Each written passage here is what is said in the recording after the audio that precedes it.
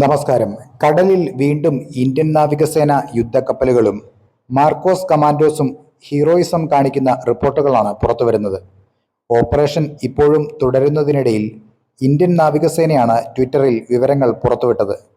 Indian നാവികസേന Arabian കടലിലെ piracy ആക്രമണത്തോട് പ്രതികരിക്കുന്നുവെന്നും Iranian മത്സ്യബന്ധന കപ്പലായ അൽഖമർ 786 എന്ന കപ്പലിലെ കടൽക്കൊള്ള സംഭവത്തെക്കുറിച്ചുള്ള ഇൻപുട്ടുകൾ 28 മാർച്ച് 2024 വൈകുന്നേരം സോക്കോട്രയുടെ ഏകദേശം 90 നോട്ടിക്കൽ മൈൽ തെക്ക് പടിഞ്ഞാറ് വിവരം ലഭിച്ചുവെന്നും മാരിടൈം സെക്യൂരിറ്റി ഓപ്പറേഷനുകൾക്കായി അറേബ്യൻ കടലിൽ വിന്യസിച്ചിരിക്കുന്ന 2 ഇന്ത്യൻ നാവികസേന യുദ്ധക്കപ്പലുകൾ ഹൈജാക്ക് ചെയ്ത കപ്പൽ തടയാൻ വഴിതിരിച്ചു വിട്ടുവെന്നും സായുധരായ 9 കടൽക്കൊള്ളക്കാർ അതിൽ ഉള്ളതായി റിപ്പോർട്ടുകളുണ്ട് എന്നും ഇന്ന്, അതായത് 29 മാർച്ച് 2024 ഹൈജാക്ക് ചെയ്യപ്പെട്ട കപ്പൽ തടഞ്ഞുവെന്നും ഇന്ത്യൻ നാവികസേന മേഖലയിൽ കടൽ സുരക്ഷയും നാവികരുടെ സുരക്ഷയും ഉറപ്പാക്കാൻ പ്രതിജ്ഞാബദ്ധമാണ് എന്നും ഇന്ത്യൻ നാവികസേന ട്വിറ്ററിൽ പറഞ്ഞു.